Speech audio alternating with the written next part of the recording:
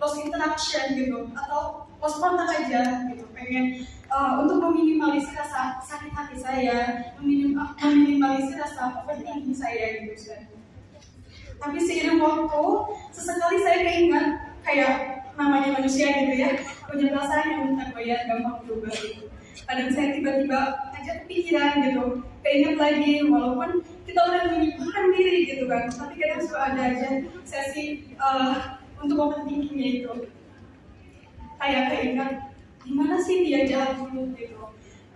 Sehingga usaha saya itu untuk mengikhlaskan itu selalu gagal Ustaz. Dan bagaimana Ustaz hukumnya kalau misalnya saya pernah mendoakan orang itu ke hal-hal yang negatif Ustaz. Kayak dulu saya masih merasa sakit hati banget.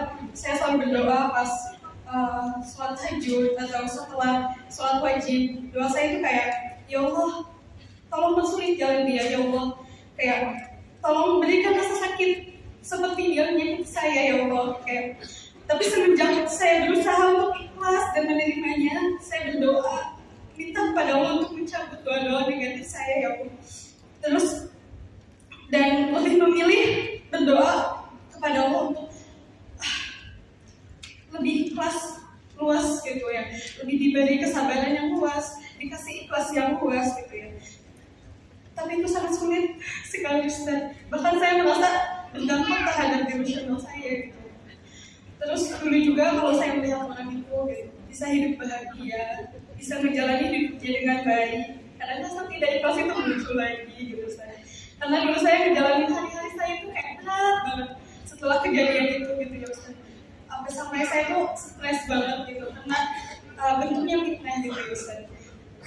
Tapi kok saya melihat itu kayak biasa aja, menjalani hidupnya dengan baik tanpa ada rasa bersalah sedikit pun gitu. Dan tolong solusinya dan tipsnya Ustaz agar saya bisa menerimanya dengan ikhlas, lapang dada tanpa rasa Ustaz. Dan apakah hukum tabligh itu ada Ustaz? Karena saya kadang suka mikir pengen gitu dia merasakan apa yang saya rasakan gitu. Ya namanya manusia kadang ya sifat benci itu datang tiba-tiba gitu ya. Saya tahu rasa benci itu dosa, bahkan saya sempat belajar bahwa ketika ada manusia membenci kita gitu, amal ibadah kita itu terganggu, bahkan tidak diterima gitu kan.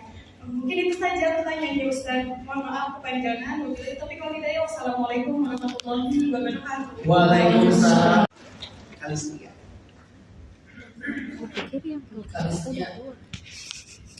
Ada yang namanya forgiven but not forgotten.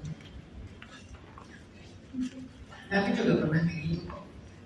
Ketika Wahsy dulu masuk Islam, kemudian dia datang menemui Nabi saat Fathu Makkah.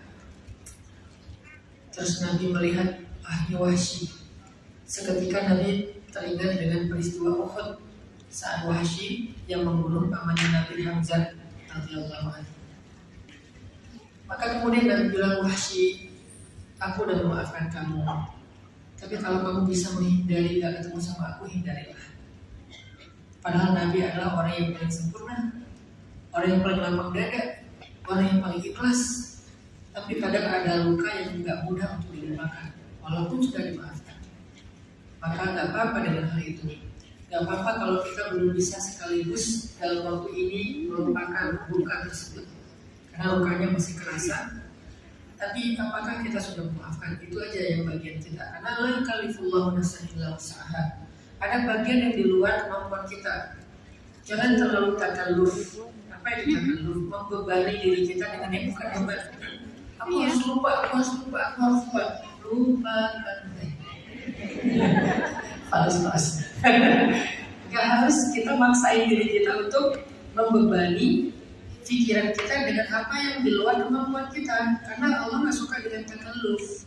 Dalam agama itu takalluf dilarang, termasuk takalluf itu overthinking, overreaction, itu takalluf terlalu berlebihan dalam hal yang sebetulnya bukan bagian kita, termasuk lupa tentang kesalahan, luka segala macam. Kita nggak bisa mengendalikannya sepenuhnya. Itu kadang-kadang di luar kendali kita, tiba-tiba muncul. Bukan sengaja kita ingat-ingat, kita udah mencoba melupakan, tapi tiba-tiba muncul karena sebuah parfum, muncul karena sebuah musik, muncul karena sebuah makanan, muncul karena sebuah tempat, muncul karena dengan sebuah kata-kata kayak tiba-tiba kita ngerasa kayak dejavu. Kan itu muncul begitu aja, nggak bisa kita kendalikan. Maka udahlah, itu yang di luar kendali kita. Rabbana la tuhammilna ma la taqata lana bihi. Ya Allah, jangan pikulkan kepada kami sesuatu yang kami nggak sanggup memikulnya. Tapi ada yang dalam kendali kita, yaitu memaafkan. Melupakan bukan kendali kita, memaafkan kendali kita. Apa arti memaafkan? Kita nggak ingin kesalahan itu kemudian kita balas pertama. Kita tidak ingin membalasnya. Kita udah memaafkan, udah memaafkan, nggak akan membalas. Kita juga nggak berharap bahwa dia akan dibalas. Mungkin kita nggak mungkin membalas, tapi berharap bisa nggak ya dia dibalas? Bisa nggak ya dia ngerasain apa yang aku rasain? Bisa nggak ya dia sengsara juga? Kayaknya dia bahagia aja deh. Jadi aku nggak rela deh dengan dia sakit sendiri. Udahlah kita disakitin plus sakit melihat kenyataan. Emang nggak capek sakit terus? Pertama kita disakitin.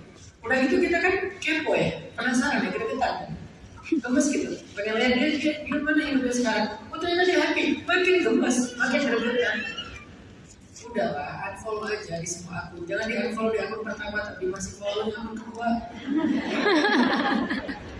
Unfollow aja di semua akun, gak usah cari tahu lagi tentang dia.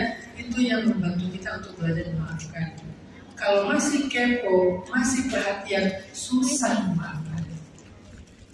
Kalau melihat dia bahagia, kita nggak rela. Melihat dia sengsara, kita bahagia. Kan dengki namanya, hasad. Mending kita nggak tahu apa-apa udah. Jadi belajar untuk wahjurhum hajran jamila, kata Allah. Kan gitu di surat Muzammil. Wasbir ala ma yaqulun. Bersabarlah atas ucapan mereka. Caranya gimana biar bersabar biar ikhlas? Wahjurhum hajran jamila. Tinggalkan mereka dengan cara baik-baik. Arti tinggalkan di sini. Terjemahan dari wahjurhum, unfollow mereka, delete kontak mereka, nggak usah balas DM mereka, nggak usah balas chat mereka. Kan gitu ya terjemahan dari wahjurhum hajran jamila. Harus dengan cara baik-baik, bukan dengan cara yang nggak baik. Misalnya meninggalkan tapi dengan cara playing victim, meninggalkan tapi dengan cara manipulatif, meninggalkan tapi dengan cara menambah fitnah. Itu nggak jamilah. Tinggalkan saja dengan diam, udah tinggalkan. Itu akan membantu kita untuk belajar ikhlas dan lupa, sehingga kita bisa fokus dengan kehidupan kita. Karena kalau nggak wahjurhum hajran jamila, kita nggak akan pernah bisa fokus.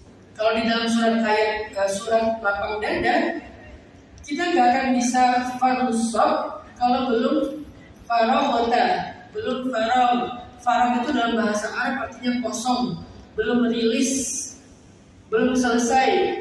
Nggak akan bisa farusob. Kita fokus dengan hal yang lebih baik untuk hidup kita.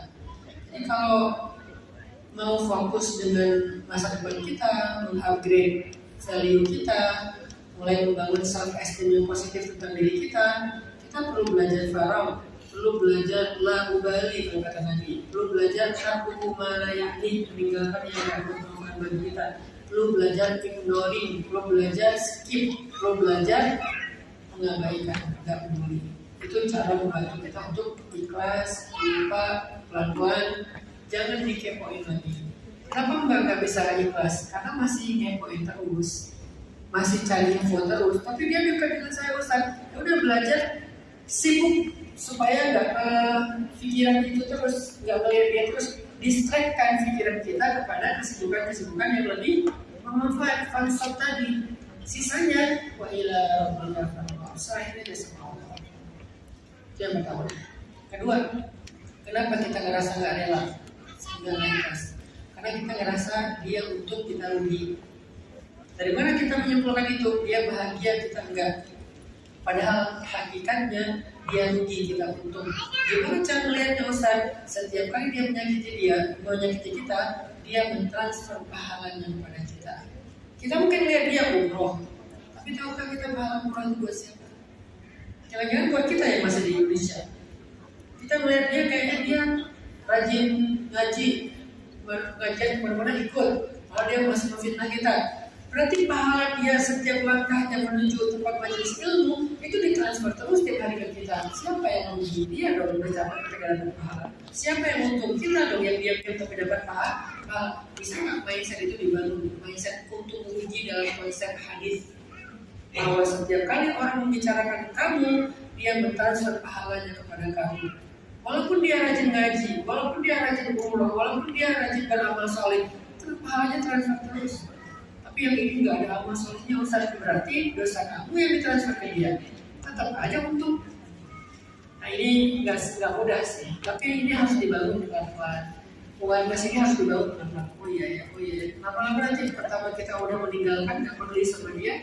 Yang kedua, kita ngerasa bukan dirugikan, masa diuntungkan. Justru yang merugi dia, karena Allah Maha Adil dan Allah Maha Teliti, Khabirun. Gak mungkin ada satupun yang kelewat sama Allah. Masya Allah, tabarakallah. Terima kasih jawabannya. Jazakallah khair ya, Ustaz. Mungkin dari orang Adam ada yang mau disampaikan mengenai PPU.